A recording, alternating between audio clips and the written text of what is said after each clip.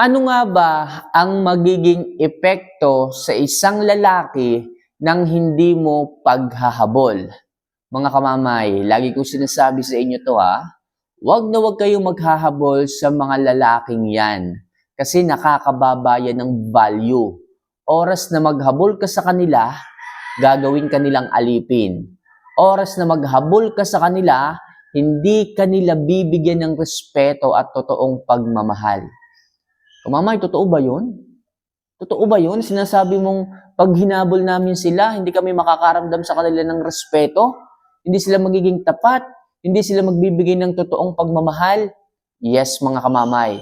Kaya lagi ko sinasabi sa inyo, please, hanggat maaari, kahit anong mangyari, huwag na huwag kayong maghahabol sa isang lalaki. At eto nga sa video na to mga kamamay, sasabihin ko sa inyo ang magiging epekto sa isang lalaki oras na tinigilan nyo ang pagkahabol nyo sa kanila. Pero bago natin ito pag-usapan, mga kamamay, isa lang palagi ang hinihiling ko. If ever na nagugustuhan nyo po yung mga love advice, yung mga sinasabi kong mga tips dito pagdating sa inyong mga buhay, pag-ibig, kahit yung iba dyan nakikinig pero hindi naman hindi naman ini-apply. Sasabihin, ina-apply. Sasabihin, gagawin. Pero pag nandoon na, hindi na magawa. Please, mga kamamay, para sa inyo din po itong aking mga advice, para sa inyo din po itong aking mga pangaral, para makamtan ninyo ang totoong pagmamahal at hindi na kayong magtiis sa mga lalaking hindi kayo pinapahalagahan, please, sundin nyo po. Okay? Kaya mga kamamay ha, if ever na nagugustuhan nyo po yung mga advice, mga videos ko, huwag nyo sanang kalimutan na mag-subscribe, mag-like, at mag-comment dito para naman makilala ko rin po kayo. Anyway, kung nagawa nyo na po yan, simulan na po natin ang ating topic ngayong umaga na ito. So, ano nga ba? Bisa ba naisip nyo, ano nga bang magiging epekto sa lalaki kapag hindi ako naghabol? Okay, so ngayon, ito yung unang epekto pagdating sa lalaki kung hindi ka maghahabol. Labis ang magiging pagkamis niya sa iyo. Totoo to mga kamamay. Kung hindi ka maghahabol, titigil ka na sa paghahabol. Okay, sabihin natin na ang tagal mong naghabol, ang tagal mong sinuyo ng lalaki, kahit hindi naman ikaw yung may kasalanan, sinuyo mo pa rin. Okay? Ibig sabihin, niloko ka na, ikaw pa rin yung bubuntot-buntot, hahabol-habol. Tapos kita mo, yung lalaki pa talaga yung lumalayo. Yung lalaki pa tuloy ang nandidiri sa'yo. Bakit? Kasi naghahabol ka. Tandaan nyo mga kamamay ha, kahit pa ang isang lalaki may kasalanan at pinakita ninyo na kaya nyo silang tanggapin muli, na kaya nyo silang habuling muli, lalayo at lalayo yan. Aabusuhin kayo ng mga yan. At ang magiging epekto kung halimbawang ititigil nyo yung paghahabol, sabihin natin nagawang kayo ng kasalanan, niloko kayo, pinagtaksi lang kayo, pinabayaan nyo, hindi nyo hinabol. Tingnan ninyo, after a month, after a weeks, maghahabol yan. Mamimiss kayo ng mga yan. Hahanapin kayo ng mga yan. Bakit? Kasi nga, high value kayo. Maayos kayo. Wala kayong ginagawang kalokohan. Hindi sila magtatagal doon sa babaeng napulot lang nila sa kangkungan. Sabi natin maganda yung babae, sexy, pero hanggang doon na lang yon. Sa bandang huli, marirealize din niya na hindi pala ganda, na hindi lang pala kaseksihan ang kailangan niya sa isang babae, kundi yung maayos. Okay? Kundi yung loyal. Kundi yung maaasahan na pagkakatiwalaan. Kundi yung tapat. Kundi yung totoo. Okay, kaya at the end of the day, mga kamamay, nasa inyo pa rin ang halakha kapag hindi kayo naghabol. Okay? Hindi nyo lang pinalaki ang ulo ng isang lalaki na dapat silang hinahabol kahit sila ay nagloko. Hindi dapat ganon. Kailangan kung nagloko sila, huwag nyo silang habulin. Tingnan ninyo, mamimiss kayo ng mga yan. At pag na-miss kayo ng mga yan, hahabulin nila kayo. At syempre, di ba, gusto nyo yon. Kayo ang hahabulin ng isang lalaki. Kaya please, huwag nyo silang habulin. So, maliwanag tayo dyan, mga kamamay, ha? So, next. Magkakaroon siya ng comparison sa bago niya at sa iyo. Ito, mga kamamay. Kung hindi nyo sila hinabol, sabihin natin nagloko nga ng babae, hindi nyo sila hinabol, hayaan nyo, tiniis nyo. Isang buwan ang nakalipas. Yung babae niya, bago pa lang yung nakilala. Nandoon pa yung excitement niya, tuwan-tuwa pa siya. Okay? Sabik na sabik siya. Excited na excited siya doon sa kanyang bagong nakilala. Maganda. Kaso pagtagal, hindi pa niya masyadong kilala. Lumalabas yung ugali. Yung pala, peperahan lang siya. Lumalabas yung ugali. Yung pala, huhot-hutan lang siya. So, maiisip niya na, aba teka, parang nauubusan ako ng pera dito sa babae na to ha. Maiisip ka ngayon niya. Buti pa siguro yung si ano. Buti pa siguro tong si Inday. Kahit, okay, nagkakalabuan kami eh, hindi naman ako pinapabayaan. Wala naman akong ginagawang mali sa kanya, ng babae lang talaga ako eh. So, mako-compare niya kung anong meron sa bago niya at ikaw. At yan ang mangyayari kapag hindi ka naghabol sa kanya. Pero kung patuloy ang paghahabol mo sa kanya, nako, hindi babalik yan sa iyo. Sabihin niya sa kanyang sarili, hindi ako babalik dito sa babae na to, eh, meron ganito eh. And every time na may mangyari sa amin hindi maganda nitong bago ko, eh pwede naman ako bumalik sa kanya. Pero kung alam niya na wala siyang choice, okay? Pero kung alam niya na kapag iniwan siya nitong bago niya, wala siyang babalikan, doon siya matatakot. Kasi wala siyang kasiguraduhan dito eh. Narito ang security niya, nasa iyo pa rin. Pero anong ginagawa niya? Pinahihirapan ka niya, tinitiis ka niya kasi may security siya sa iyo eh. Meron siyang babalikan. Pero kung pinutol mo yon, hindi ka na naghabol, matatakot yun. Matatakot yun na diretso to, okay, at mawala to. Sa madaling sabi, mag-aalinlangan yan.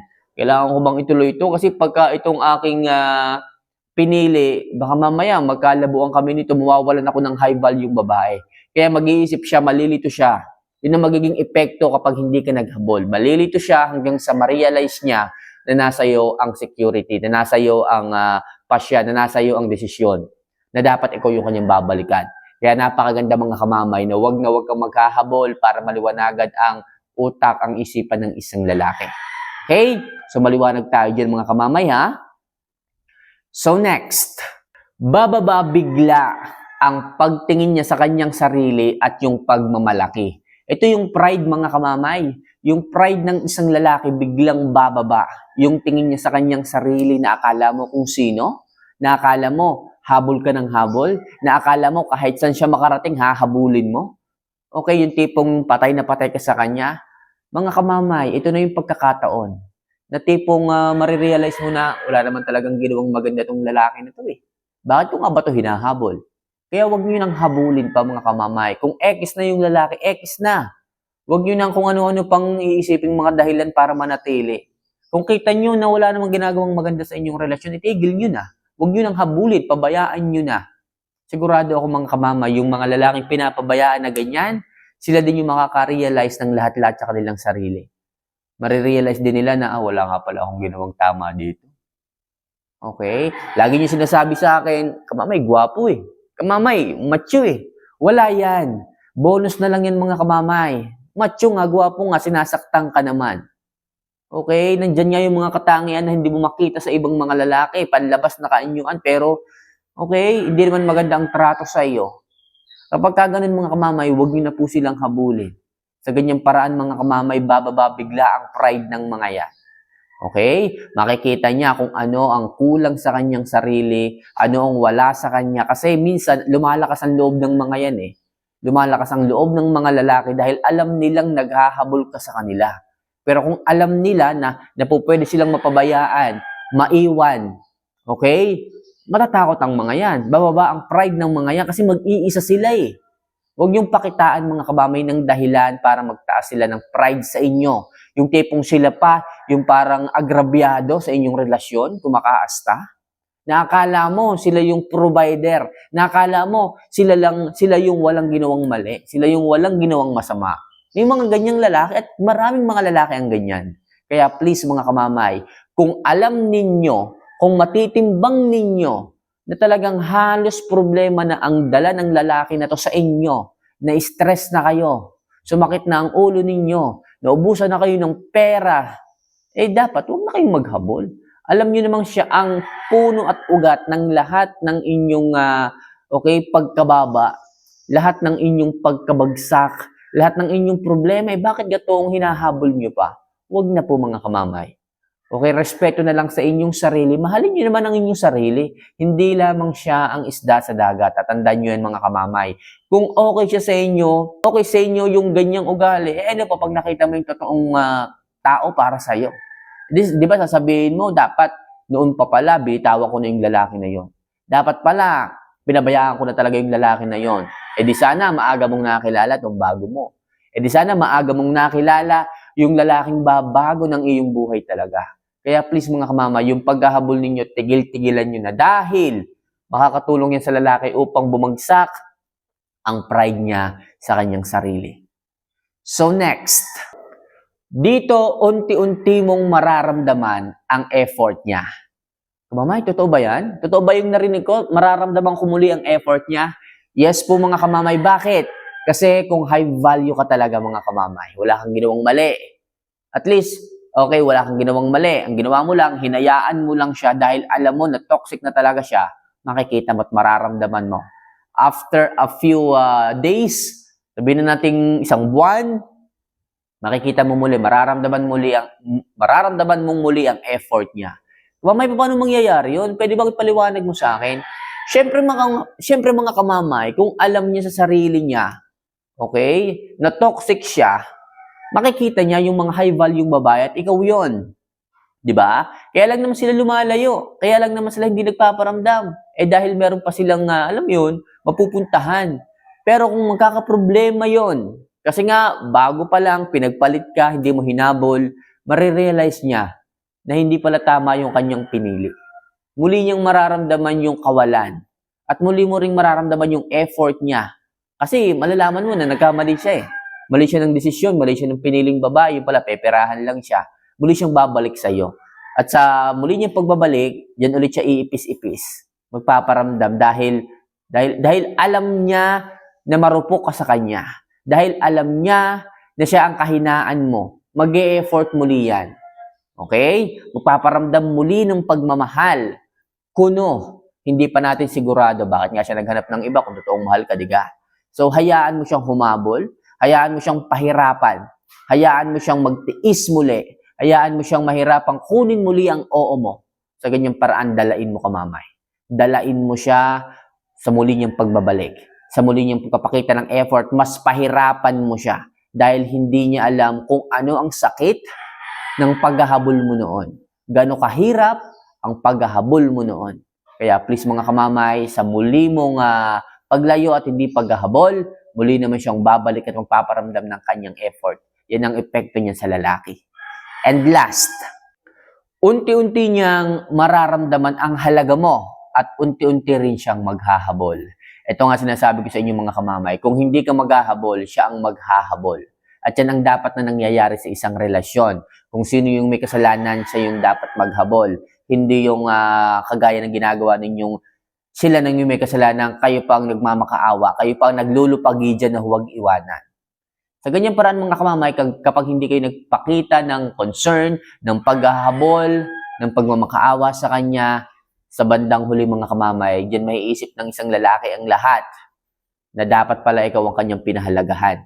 At dyan niya rin maiisip na dapat hindi ka mawala sa kanyang buhay dahil ikaw yung babae na may maayos na katangian, na may high value pananaw sa buhay, high value ikaw sa sarili mo. Dyan niya maiisip ang lahat. Dyan niya marirealize ang lahat.